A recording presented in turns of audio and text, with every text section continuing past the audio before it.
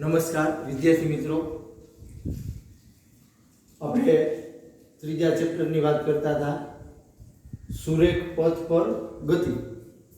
હવે એમાં છેલ્લે આપણે એક એવી વાત કરી કે કોઈ પદાર્થ છે એના એક કે એક કરતાં વધુ યામો સમયની સાથે બદલાતા હોય તો આપણો એ પદાર્થ ગતિમાં છે એવું તમે કહી શકો. અન્યથા એ નિર્દેશ ફ્રેમની સાપેક્ષે ગતિમાં નથી. બરોબર, જો x યામ, y યામ અને z યામ સમયની સાથે બદલાતા ન હોય તો આપણી જે નિર્દેશ ફ્રેમ છે, બરોબર, યામાક્ષ પદ્ધતિ વાળી આપણી જે નિર્દેશ ફ્રેમ છે, x અક્ષ, y અક્ષ અને આમ તમારા તરફ z અક્ષ, આ નિર્દેશ ફ્રેમની સાપેક્ષે પદાર્થ ગતિ કરતો નથી એવું તમે કહી શકો.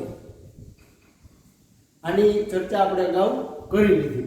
હવે એનાથી આગળ થોડીક આપણે નિર્દેશ ફ્રેમ વિશે વધુ માહિતી મેળવી. નિર્દેશ ફ્રેમ વિશે આપણે વધુ માહિતી મેળવી.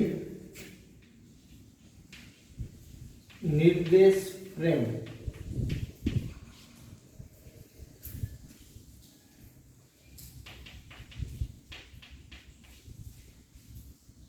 વિદ્યાર્થી મિત્રો, નિર્દેશ ફ્રેમની હું બીજી એક વ્યાખ્યા તમને આપું છું. અવલોકનકાર જે સ્થળેથી જે પરિસ્થિતિમાં રહીને અવલોકન કરે તો આને નિર્દેશ ફ્રેમ કહે છે. બરાબર સમજો. અવલોકનકાર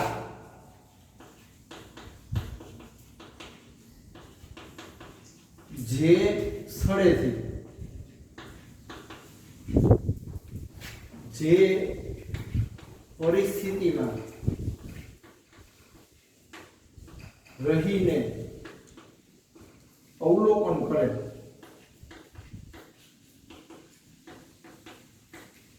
તો આને નિર્દેશ ફ્રેમ કહે છે.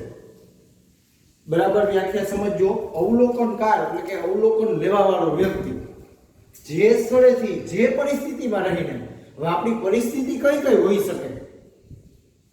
અવલોકન આપણે લેતા હોય, કોઈ પણ ઘટના બની એનું આપણે અવલોકન લેતા હોય તો આપણી પરિસ્થિતિ કઈ કઈ હોઈ શકે? તો એના માટે આપણે કહી શકીએ કે એ વ્યક્તિ સ્થિર હોઈ શકે. તો આ એક પરિસ્થિતિ થઈ. અવલોકન લેતી વખતે એ વ્યક્તિ કદાચ ગતિમાં પણ હોઈ શકે.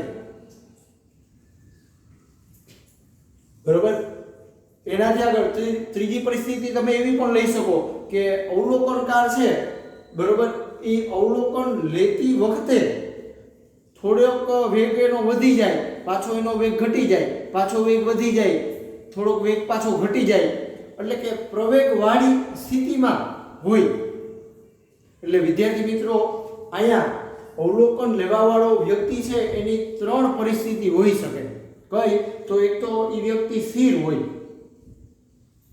બીજી મેં પરિસ્થિતિની વાત કરી કે અચળ વેગ હોય. બરોબર, અચળ વેગ હોય અને પછી અવલોકન લેતો હોય. જેવી રીતે હું તમને એમ કહું કે કોઈ ટ્રેન છે એ 60 કિલોમીટર પ્રતિ કલાકની ઝડપે જાય છે અને એની અંદર વ્યક્તિ છે. બરોબર, ટ્રેનનો વેગ 60 કિલોમીટર પ્રતિ કલાક છે અને આ સ્થિતિમાં એ વ્યક્તિ અવલોકન લે છે તો આ આપણી બીજી પરિસ્થિતિ થઈ. ત્રીજી પરિસ્થિતિ કઈ થઈ? તો કે એ ટ્રેન છે એ માનો કે ક્યારેક 50 કિલોમીટર પ્રતિ કલાકની ઝડપે જાય, અમુક સમય થાય એટલે 60 કિલોમીટર પ્રતિ કલાકની ઝડપ થાય, અમુક સમય થાય એટલે 70 કિલોમીટર પ્રતિ કલાકની ઝડપ થાય.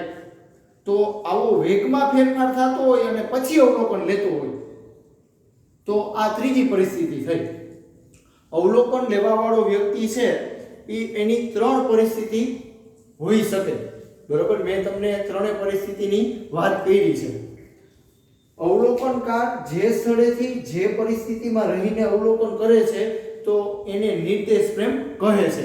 હું તમને એકદમ સરળ ઉદાહરણ આપું છું. એકદમ સરળ ઉદાહરણ આપું છું કે ધારો કે આ ટ્રેન છે. સમજવા માટે હું આકૃતિ દોરું છું. આ ટ્રેન છે. હવે ટ્રેન છે એ આ દિશામાં ગતિ કરે છે. હું એમ કહું કે 60 કિલોમીટર પ્રતિ કલાક એની ઝડપ છે. હવે આ ટ્રેનની અંદર એક વ્યક્તિ છે, ટ્રેનની અંદર એક વ્યક્તિ છે અને એક બેગ છે.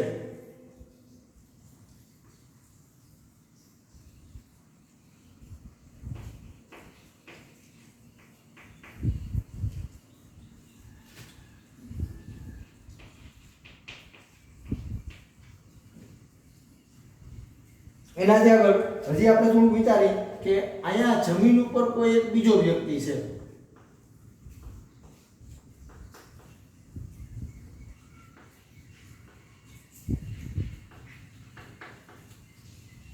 વિદ્યાર્થી મિત્રો, ઉદાહરણ બરાબર સમજો. ટ્રેન છે એ 60 કિલોમીટર પ્રતિ કલાકની ઝડપે જાય છે. આમ ટ્રેન, એની અંદર એક વ્યક્તિ છે ટ્રેનની અંદર અને એક બેગ છે. આ બે વસ્તુ ટ્રેનના ડબ્બાની અંદર છે. આ એક વ્યક્તિ છે એ જમીન ઉપર ઊભો છે, અથવા આપણે એવું કહીએ કે રોડ ઉપર ઊભો છે. બરાબર, આકૃતિ વિચારશો તો આમ થશે કે આ વ્યક્તિ છે જમીન ઉપર ઊભેલો અને ટ્રેન આમ જાય છે. બરાબર, ટ્રેન છે એ આ રીતની આમ જાય છે અને આ એક વ્યક્તિ જમીન ઉપર છે. હવે અહીંયા વિદ્યાર્થી મિત્રો તમે જોઈ શકો કે આ બેગનું અવલોકન આ બંને વ્યક્તિ કરે છે. બંને વ્યક્તિ બેગનું અવલોકન કરે છે.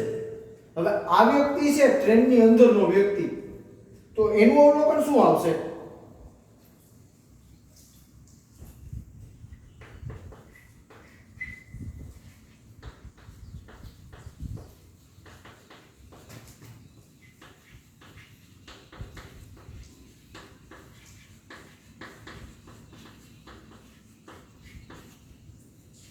ટ્રેનની અંદર જે આ વ્યક્તિ છે એનું બેગ વિશે અવલોકન શું આવશે? તો આ વ્યક્તિ એવું કહેશે કે બેગ સ્થિર છે.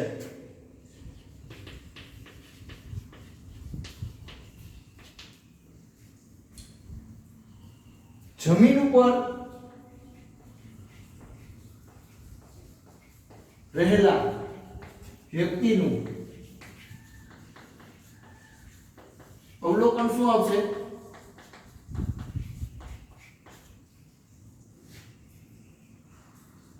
બેગ ગતિમાં છે.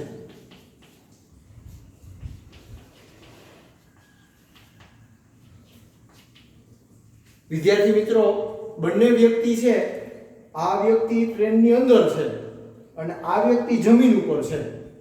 હવે આ બંને વ્યક્તિ આ બેગનું અવલોકન કરે છે. તો આ વ્યક્તિ છે ટ્રેનની અંદર વ્યક્તિ, એનું અવલોકન શું આવશે? તો એ એવું કહેશે કે બેગ સ્થિર છે.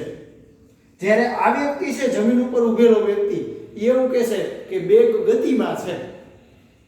અવલોકન બંને વ્યક્તિ એક જ વસ્તુનું કરે છે, બેગનું, પણ બેયના અવલોકન અલગ અલગ આવે છે. શું કામ? તો એનું કારણ છે નિર્દેશ ફ્રેમ.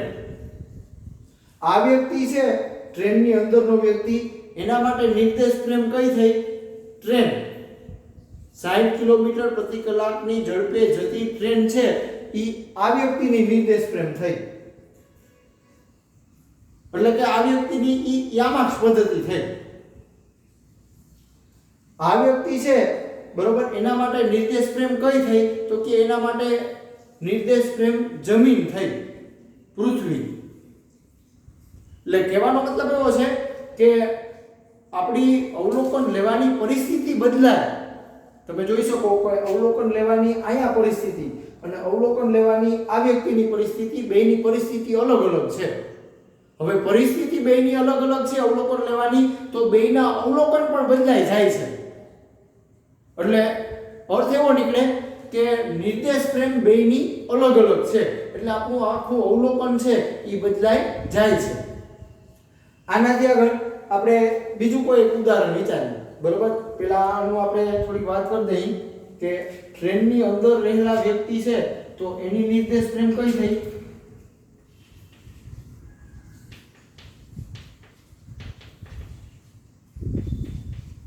ટ્રેન થઈ. અને જમીન પર રહેલો વ્યક્તિ છે એની નિર્દેશ ફ્રેમ કઈ થશે? જમીન થશે.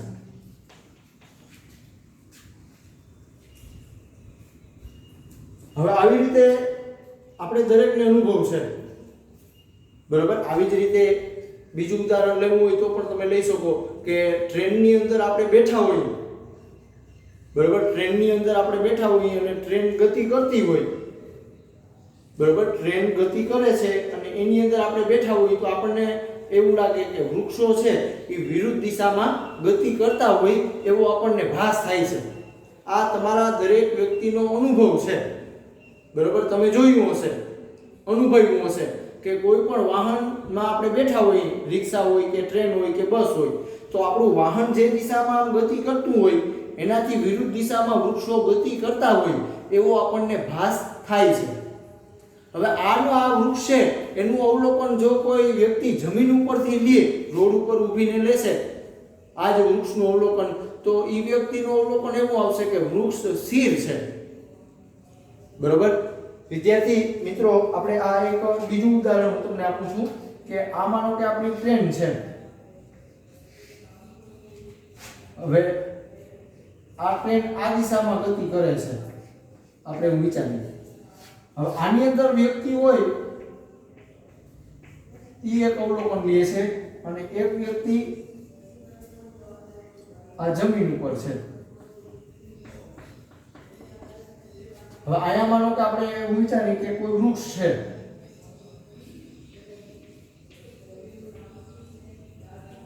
એ રીતે આ બાજુ આપણે વિચારીએ કે કોઈ વૃક્ષ છે.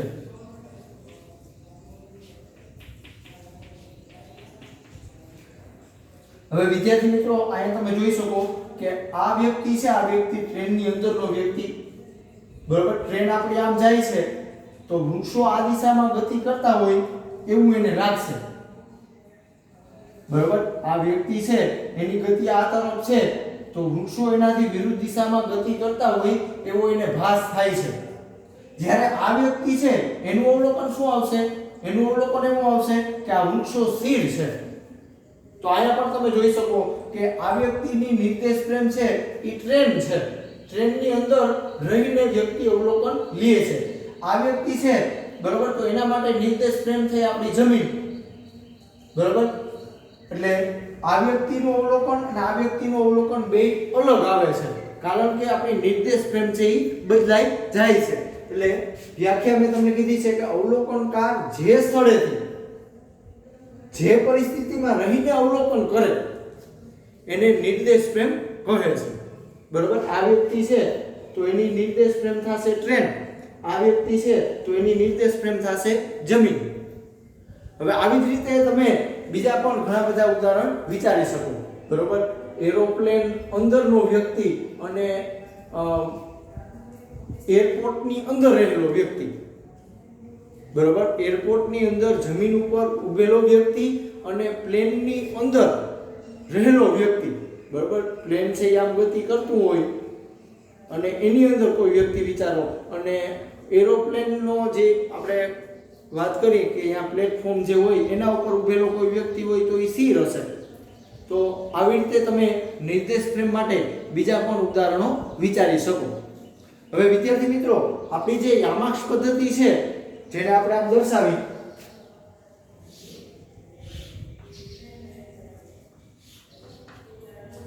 કે આ x અક્ષ છે, આ y અક્ષ છે, આ z અક્ષ છે, આ યામાક્ષ પદ્ધતિનું ઉગમ બિંદુ છે અથવા આપણે એવું કહીએ કે સંદર્ભ બિંદુ છે, બરાબર. તો આ આપણી નિર્દેશ ફ્રેમ થઈ. આપણી જે યામાક્ષ પદ્ધતિ છે, આ x અક્ષ છે, આ y અક્ષ છે અને આ z અક્ષ છે. હવે આમાં સમય જો આ તંત્ર છે આપણું, એમાં જો સમયના માપન માટે ઘડિયાળ ઉમેરી દેવામાં આવે તો આને નિર્દેશ ફ્રેમ કહે છે. આ પણ આપણી એક વ્યાખ્યા મેં અગાઉ તમને સમજાવી. આ પાછી મેં નિર્દેશ ફ્રેમ માટે બીજી વ્યાખ્યા સમજાવી. હવે અહીંયા આપણી નિર્દેશ ફ્રેમ છે એમાં મેં તમને વાત કરી કે આ x અક્ષ છે, આ y અક્ષ છે અને આ z અક્ષ છે. ત્રણેય અક્ષો પરસ્પર લંબ રૂપે હોય. હવે આપણે અહીંયા અક્ષોની પસંદગી પરિસ્થિતિ ઉપર નિર્ભર કરે છે. વિદ્યાર્થી મિત્રો, ખાસ સમજો, આપણી આ નિર્દેશ ફ્રેમ છે એમાં તમારે કેટલી અક્ષો લેવી એ આપણે પરિસ્થિતિ ઉપર નિર્ભર કરે છે, બરાબર સમજો. અક્ષોની પસંદગી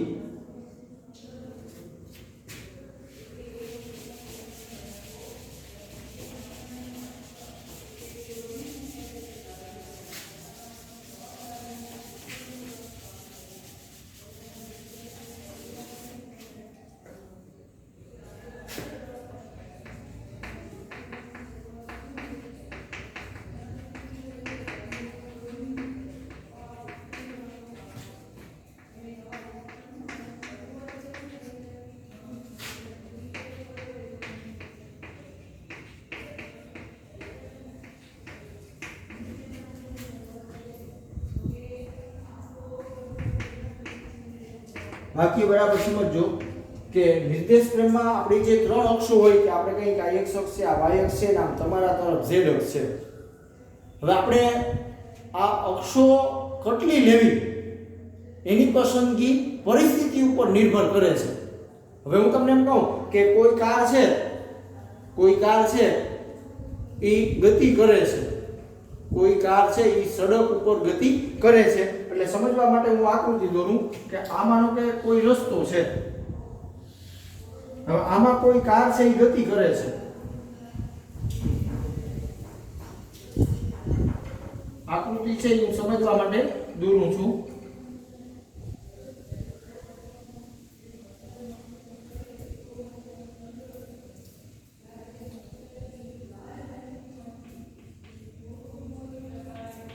હવે આ કાર છે એ માનો કે આ દિશામાં ગતિ કરે છે.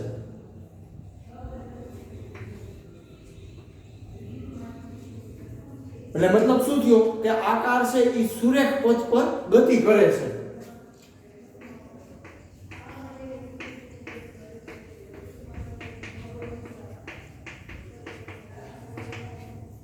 આપણી જે આ કાર છે એ સુરેખ પથ ઉપર ગતિ કરે છે કારણ કે રેખાના રૂપમાં ગતિ કરે છે. બરોબર. તો હવે આમાં અક્ષો આપણે કેટલી લેવી તો તમે વિચારી શકો કે અહીંયા આપણે એક અક્ષ એક જ લઈ તો પણ આપણું કામ થઈ જાય છે. આપણે અહીંયા ફક્ત એક જ અક્ષ લેવી પડે. બરોબર. જેવી રીતે હું તમને એમ કહું કે આ જે અક્ષ છે એ હું કહી દઉં કે આ x અક્ષ છે, આ આપણે કહી દઈએ કે ઉગમ બિંદુ છે.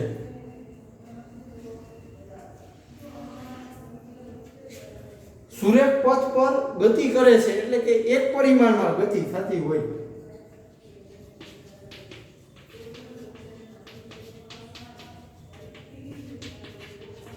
વિદ્યાર્થી મિત્રો, એક પરિમાણમાં ગતિ થતી હોય એટલે એનો એક જ યામ બદલાતો હોય. તો આના માટે આપણે નિર્દેશ પ્રેમમાં ફક્ત એક અક્ષ જ લેવી પડે, કોઈ એક જ અક્ષ ટૂંકમાં લેવી પડે. એટલે મેં શું કર્યું કે આપણો આ રસ્તો છે, આ રસ્તો સડક એને એક અક્ષ ઉપર સંપાત કરી દીધો છે. એવી રીતે જો દ્વિપરિમાણમાં ગતિ હોય એટલે કે સમતલમાં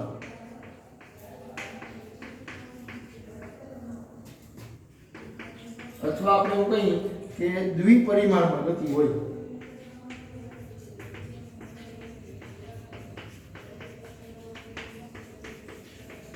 દ્વિપરિમાણમાં ગતિ બરોબર અગાઉ પણ મેં તમને સમજાવ્યું છે. દ્વિપરિમાણમાં ગતિ હોય તો આપણે બે અક્ષો લેવી પડે. ઉદાહરણ તરીકે x અક્ષ અને y અક્ષ. જેવી રીતે આપણે કહીએ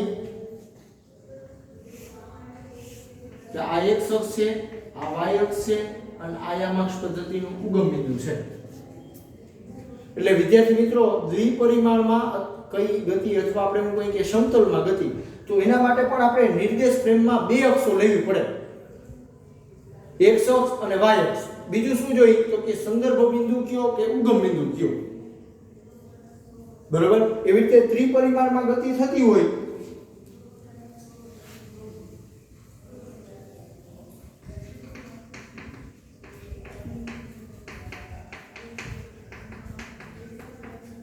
અથવા આપણે એવું કહીએ કે અવકાશમાં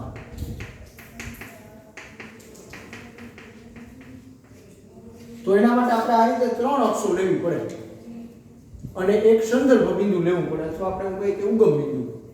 એટલે વિદ્યાર્થી મિત્રો, બાકી બરાબર સમજો, નિર્દેશ પ્રેમમાં અક્ષોની પસંદગી પરિસ્થિતિ ઉપર નિર્ભર કરે છે કે આપણી ગતિ કરતો પદાર્થ છે એની પરિસ્થિતિ કેવી છે, એનો x યામ જ બદલાય છે કે y યામ પણ બદલાય છે, z યામ પણ બદલાય છે.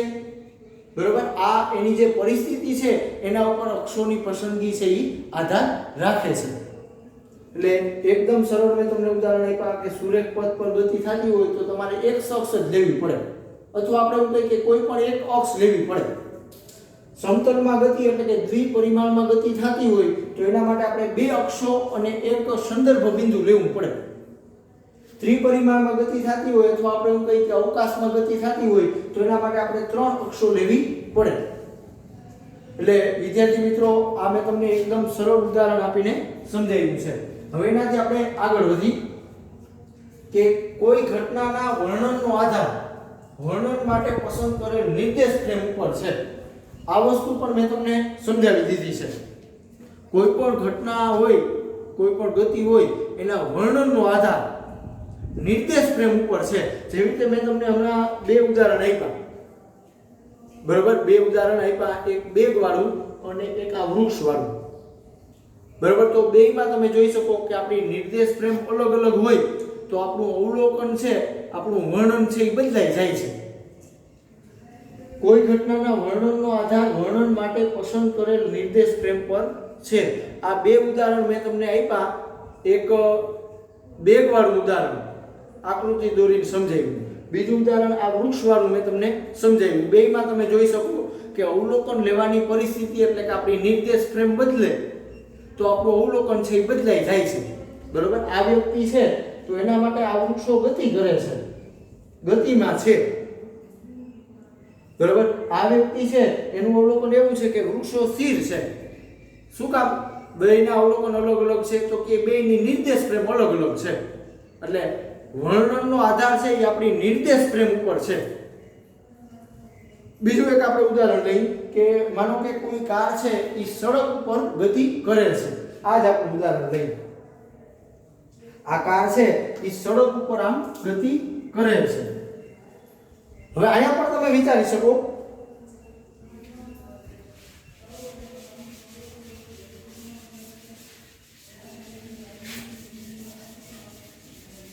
વિદ્યાર્થી મિત્રો તમે વિચારી શકો કે આજે આપણી સુરેખ પથ પર ગતિ થાય છે. હવે આની અંદર કોઈ વ્યક્તિ હોય કારની અંદર અને કોઈ વ્યક્તિ જમીન ઉપર હોય રોડની બાજુમાં, બરોબર? તો આપણે શું કર્યું? સડક કાર છે, કાર એ સડક ઉપર એક પરિમાણમાં ગતિ કરે છે, સુરેખ પથ ઉપર ગતિ કરે છે. તો આપણે શું કર્યું કે નિર્દેશ ફ્રેમ છે, બરોબર? અથવા આપણે એવું કહીએ કે આ સડકને આપણે એક શખ્સ ઉપર સંપાત કરી દીધી. હવે અહીંયા આપણે બે વ્યક્તિ વિચારી કે એક વ્યક્તિ કારની અંદર છે અને એક વ્યક્તિ રોડ ઉપર છે. હવે આ કારની અંદર બેઠેલો વ્યક્તિ છે એના માટે કાર છે એ સ્થિર છે, જ્યારે આ જમીન ઉપર ઉભેલો વ્યક્તિ છે એ જોશે કે કાર ગતિમાં છે, બરોબર? આ ધારો કે વ્યક્તિ છે જમીન ઉપર ઉભેલો વ્યક્તિ અને કાર આમ જાય છે, તો આ વ્યક્તિનું અવલોકન શું આવશે કે એ કાર ગતિમાં છે. જ્યારે કારની અંદર કોઈ વ્યક્તિ બેઠેલો છે, બરોબર, તો એનું અવલોકન એવું આવશે કે કાર સ્થિર છે, કારણ કે કારની જેટલી ઝડપ હશે એટલી જ ઝડપ કારની અંદર બેઠેલો વ્યક્તિ છે એની છે. એટલે કોઈ પણ ઘટના છે એના વર્ણનનો આધાર આપણી નિર્દેશ ફ્રેમ ઉપર હોય છે. એટલે વિદ્યાર્થી મિત્રો, નિર્દેશ ફ્રેમ વિશે મેં તમને એકદમ સરળ ઉદાહરણ આપ્યા છે. હવે આપણે એક પરિમાણમાં ગતિ થતી હોય તો એના માટે પણ મેં તમને વાત કરી છે. એક પરિમાણમાં ગતિ અથવા આપણે એવું કહીએ કે સુરેખ પથ પર ગતિ થતી હોય તો આપણે શું કરવાનું? તો કે નિર્દેશ ફ્રેમ આપણે જે લઈ એમાં એક જ અક્ષ લેવાનું અને એક ઉગમ બિંદુ લેવાનું અથવા સંદર્ભ બિંદુ લેવાનું, બરોબર? આપણે અહીંયા સુરેખ પથ પર ગતિ છે એટલે કે આપણી એક પરિમાણમાં ગતિ છે, તો આપણે કોઈ એક અક્ષ લેવી પડે અને એક સંદર્ભ બિંદુ લેવું પડે.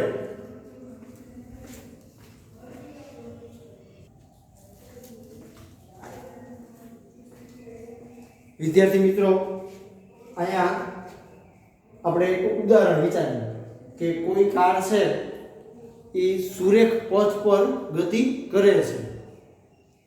કોઈ કાર સુરેખ પથ પર ગતિ કરે છે એટલે અર્થ એવો થાય કે એ એક પરિમાણમાં ગતિ કરે છે. અહીંયા વિદ્યાર્થી મિત્રો મેં એક આકૃતિ દોરી છે, બરોબર? સુરેખ રેખા પર થતી ગતિના વર્ણન માટે આપણે એક એવી અક્ષ પસંદ કરીશું, ધારો કે એક્સ અક્ષ, કે જે પદાર્થના ગતિમાર્ગ પર સંપાત થતી હોય. હવે આપણે ગતિમાર્ગ છે કારનો, જે ગતિમાર્ગ છે એને જ આપણે એક અક્ષ કહી દેવાનું. ગતિમાર્ગને એક અક્ષ ઉપર સંપાત કરવામાં આવે છે. એટલે કે x અક્ષને રસ્તા ઉપર ગોઠવવામાં આવે છે. જેવી રીતે આપણે વિચારીએ કે આ આપણો રસ્તો છે, એના ઉપર આપણે x અક્ષ સંપાત કરી દેવાની, એટલે આ આપણી થઈ x અક્ષ. હવે વિદ્યાર્થી મિત્રો, આયા મેં કારના સ્થાન બતાવ્યા છે, બરોબર, પણ કેવી રીતે? તો કે આ શૂન્ય છે, શૂન્ય એની જમણી બાજુ ધન પૂર્ણાંકો આવશે. શૂન્ય છે, આ શૂન્ય એની જમણી બાજુ ધન પૂર્ણાંકો આવશે, અને આ શૂન્ય છે એની ડાબી બાજુ ઋણ પૂર્ણાંકો આવશે. તમે જોઈ શકો, બરોબર, કે આ આપણું ઉગમ બિંદુ થયું અથવા સંદર્ભ બિંદુ થયું.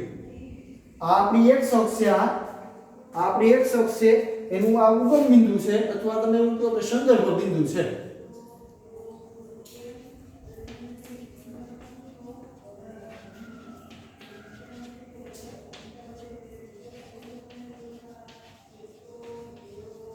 હવે આ આટલું એટલે 40 મીટર આપણે કહીએ, આ 80 મીટર, આ 120 મીટર, આ 60 મીટર, બરોબર. આ માપ છે એ આપણે મીટરમાં લઈએ છીએ.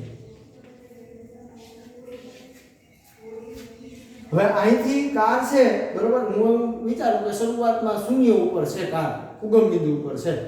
હવે એ કાર આમ સુરેખ પથ પર ગતિ કરે, માનો કે આ બિંદુએ આવે કાર, P બિંદુએ આવે, તો એને 360 મીટર સ્થાને કાર છે એવું તમે કહી શકો. કારનું સ્થાન 360 મીટર થશે કાર આ P બિંદુએ આવે ત્યારે, બરોબર. એની કાર જો આ Q સ્થાને હોય, કાર Q સ્થાને, તો એનું સ્થાન થશે 240. કાર છે ઈ માનો કે R બિંદુએ હોય તો એનું સ્થાન આવશે -120. એટલે વિદ્યાર્થી મિત્રો, તમે પ્રાથમિકમાં સંખ્યા રેખા વિશે શીખી ગયા કે વચ્ચે શૂન્ય હોય, જમણી બાજુ ધન પૂર્ણાંકો આવે અને શૂન્યની ડાબી બાજુ ઋણ પૂર્ણાંકો આવે. એ જ વસ્તુ અહીંયા બનશે.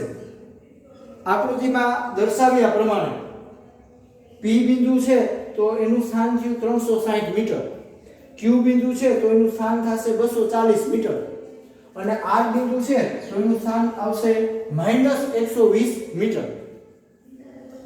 એટલે વિદ્યાર્થી મિત્રો, સુરેખ પથ પર ગતિ થતી હોય તો આપણે શું કરવાનું? એનો જે ગતિ પથ છે એને x અક્ષ ઉપર સંપાત કરી દેવાનું, અને કોઈ એક સંદર્ભ બિંદુ લઈ લેવાનું, અથવા એવું કહો કે ઉગમ બિંદુ લઈ લેવાનું.